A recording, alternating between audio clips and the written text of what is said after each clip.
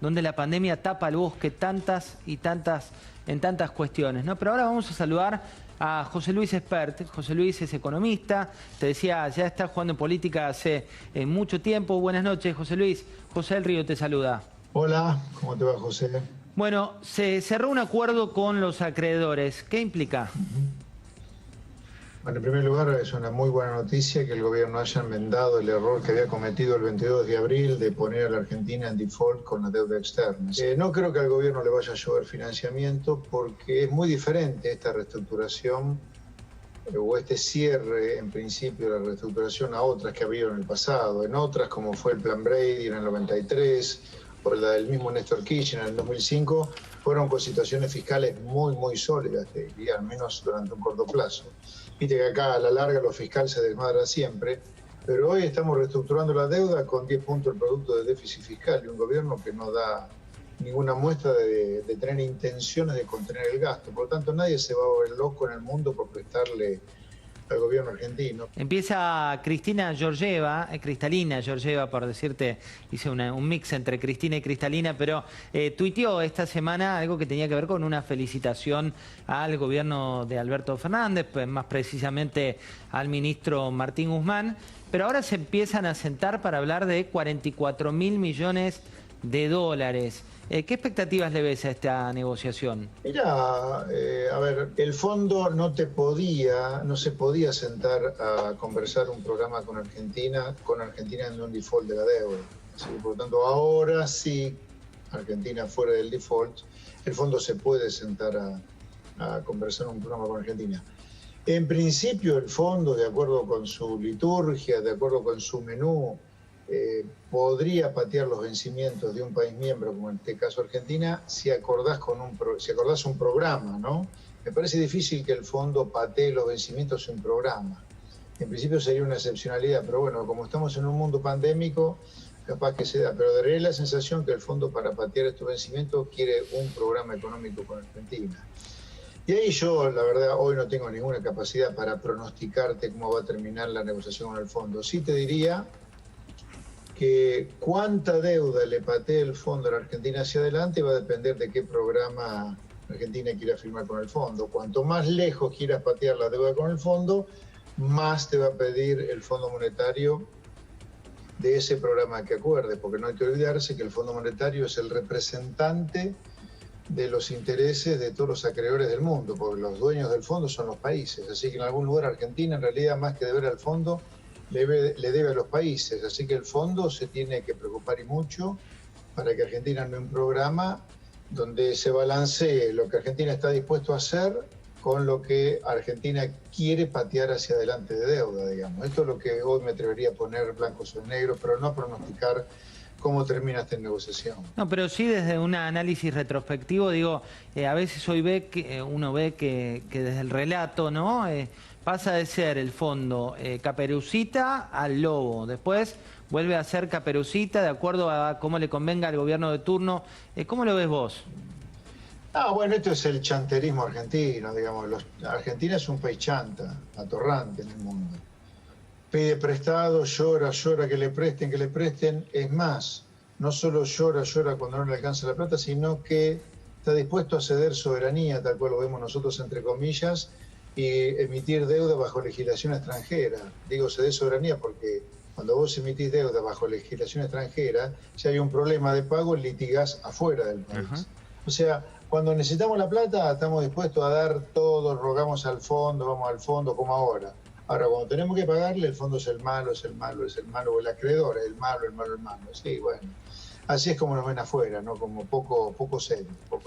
Así que hemos caído de nuevo en lo mismo, digamos. Ahora que lo necesitamos al fondo, ya no despotricamos contra el fondo, ya el fondo no es el malo de la película. Veremos. José Luis, lo sumo a Pablo Fernández Blanco, que tiene una pregunta para hacerte. ¿Cómo no? Hola, Pablo.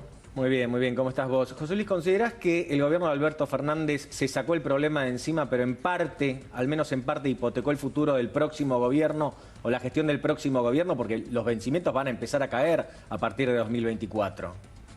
Sí. Bueno, yo te diría, a ver, una reprogramación de la deuda es solo patear hacia adelante el problema de la deuda. Por lo tanto, si ese problema que vos pateaste para adelante termina efectivamente siendo un problema, va a depender críticamente de qué política fiscal vos seguís hasta que pateaste los vencimientos o durante el tiempo que pateaste los vencimientos. Yo te diría, yo veo que el gobierno pateó los vencimientos para adelante, pero lo primero que hizo, apenas pateó los vencimientos, fue empezar a anunciar otra o continuar con los anuncios de aumento del gasto público. Así que me parece que esto de patear los problemas para adelante, si sigue así el gobierno, va a terminar siendo un problema claramente para el nuevo gobierno. Pero entonces, o sea, lo que digo es, cuando vos reprogramás la deuda, claramente la pateás para adelante. Si eso se transforma en un problema, depende de qué política fiscal haces desde el minuto cero posterior a la reprogramación. Y yo lo que veo que este gobierno pateó la deuda y empezó a gastar como loco, o sigue gastando como loco. Por eso empate el mercado. No fue que hubo fiesta después de la noticia de la reprogramación, ¿no? Y el tema del plan Marshall, como lo define el propio gobierno, decir que lo que viene es un plan Marshall para reestructurar, reconvertir, renacer la economía. ¿Y quién pone la plata para que sea un plan Marshall? La máquina de hacer billetes. ¿Y qué hacemos con la máquina, José Luis? No, bueno, esperá, guarda. Con el agujero fiscal de 10 puntos el producto que tenés hoy, el año que viene vas a empezar a tener una aceleración como tarde, el año que viene es muy fuerte la tasa de inflación. Así que el plan Marshall, ¿qué? ¿Va a ser más inflación? Es un disparate.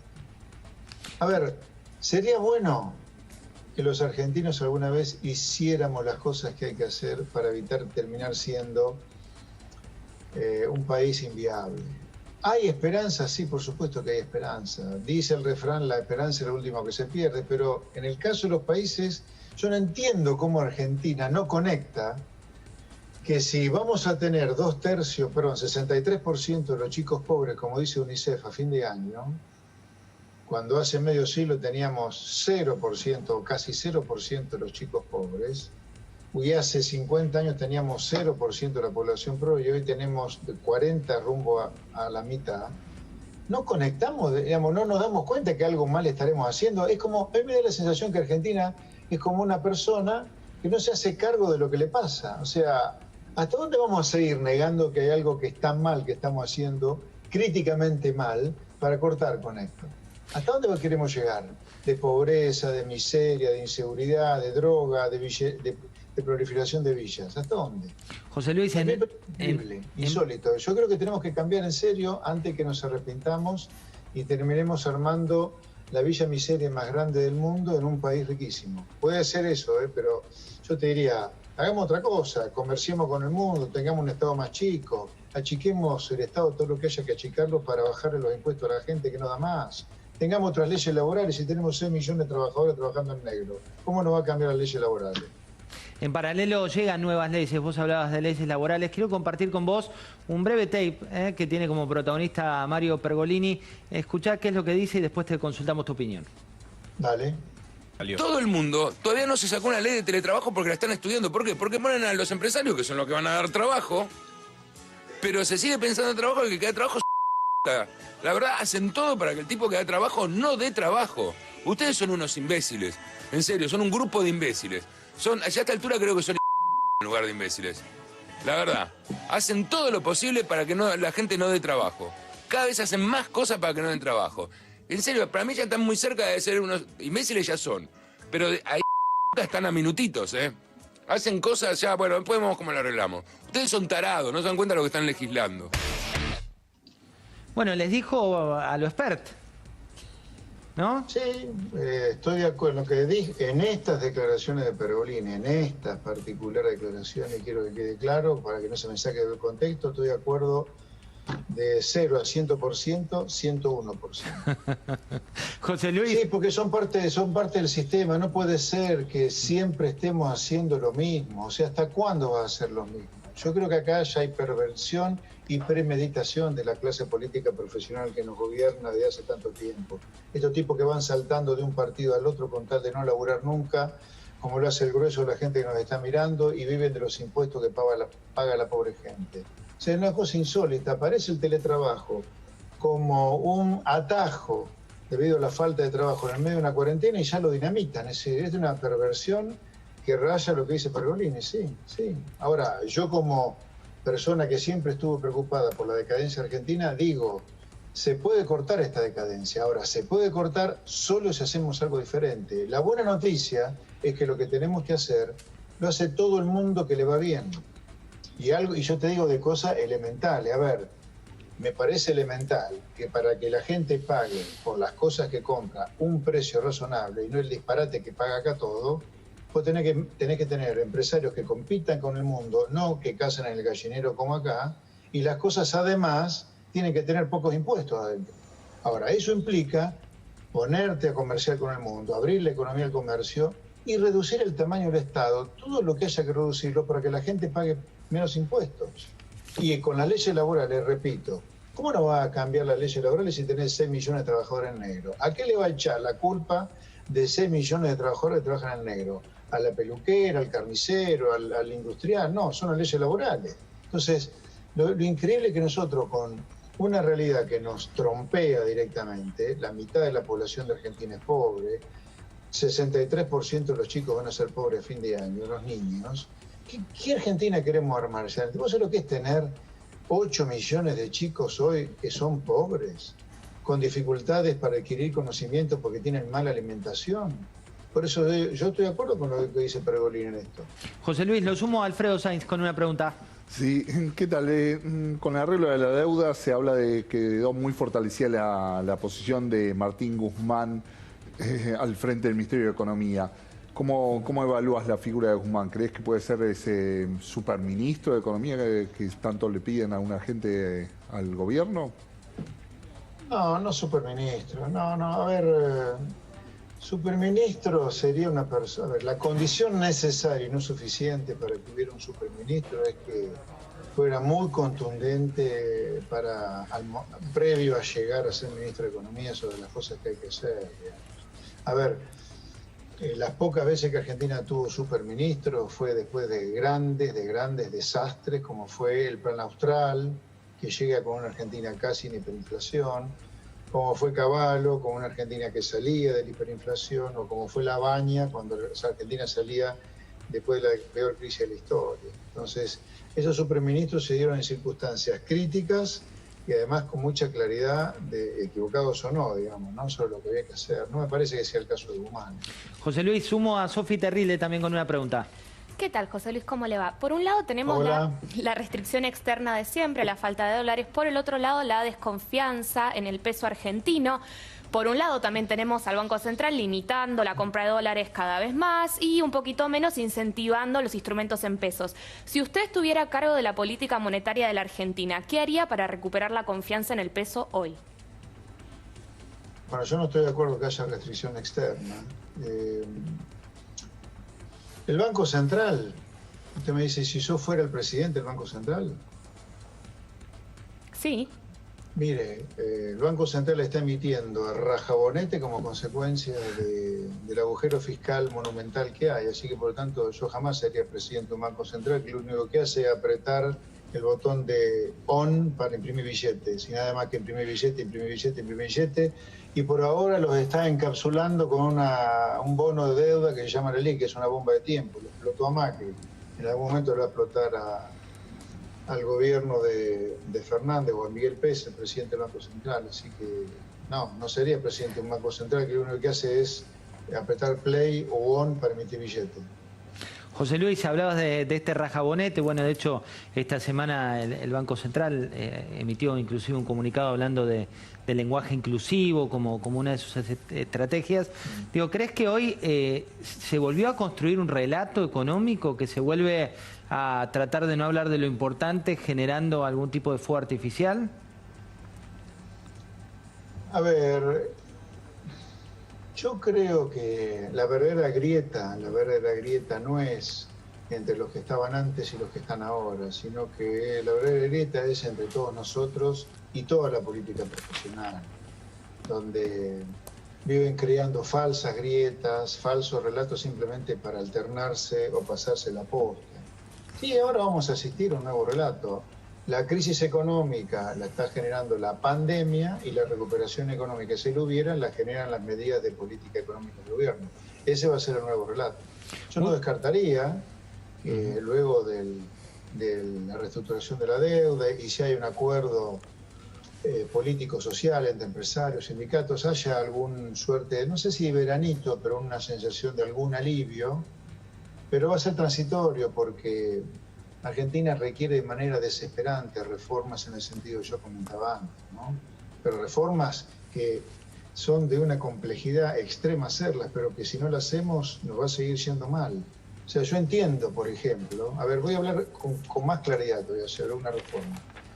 Guarda que el nuevo populismo puede llegar a ser del lado de alguna gente de la derecha o liberales bajar impuestos. Sí, querido, bajar impuestos con un agujero fiscal 10 puntos el producto, ¿qué haces con los impuestos que bajás? Entonces, para poder bajar impuestos tenés que bajar mucho más el gasto público todavía. Y eso no lo vas a hacer nunca si no decís con claridad que tenés que proponer una regionalización del país. Hay demasiadas provincias en el país. Hay mucha gente y demasiada gente viviendo la política y la gente no da más de pagar impuestos para que se viva tanta gente en la política. Y tenés 1,5 millones de empleados públicos, que hay que decirlo, que son una estafa para el buen empleo público, que cobra menos de lo que cobraría si no estuvieran estos chantas robándole la plata. Y el día que le pagues razonablemente bien al buen empleo público, tenés que bajar impuestos a la pobre gente de laburo. O no hay derecho a cobrarle impuestos a la gente de trabajo para financiar un ñoque o un militante del partido que sea. Vos tenés que plantear que tenés 1,5 millones de tipos, lo tenés que despedir gradualmente del Estado. Para algún día, que el buen empleo público que hay, cobre lo que tiene que cobrar y el día que te sobre, bajes impuestos. Previamente bajar el déficit además, ¿no? Y vos mientras tengas fascinerosos como muchos tenés en el norte del país manejando provincias, impresentables como Infran, como Capitanich, donde no recaban un solo peso a nivel local y toda la fiesta y gasto público de ellos lo financian bonaerenses, cordobeses, santafesinos y mendocinos, así no es. ¿A vos te parece justo que haya un pobre laburante de la provincia de Buenos Aires reventándose, pagando bienes personales por una casita, ganancias porque ganó 2 pesos para que usufructuen personajes siniestros como Capitanich? A mí me parece muy injusto. A nosotros que nos gusta decir que somos un pueblo de gente justa, no, eso es injusto. Si Capitanich quiere hacer la fiesta que se hace con el gasto público, que la financie él cobrando el impuesto a los chaqueños, no lo va a poder hacer. Por eso hay que eliminar la coparticipación, y si eso implica que hay provincias que se tienen que regionalizar o fusionar o no se pueden bancar solas, que se haga. Pero ha llegado el momento de pensar en serio en la gente. Ahora, pensar en la gente, dada la perversión del sistema, implica ir contra intereses muy gordos, ¿no? Pero no hay solución si no vas contra ello. Es como con las leyes sindicales. Pablo Moyano dijo que me quiere ver preso por pedir la flexibilidad laboral. Pero yo lo quiero ver preso a él por cortar la salida de los centros de almacenamiento y que las empresas funcionen, no porque hace algo que no me gusta, hace algo que viola la Constitución Nacional. Clarísimo, José Luis, muchas gracias por...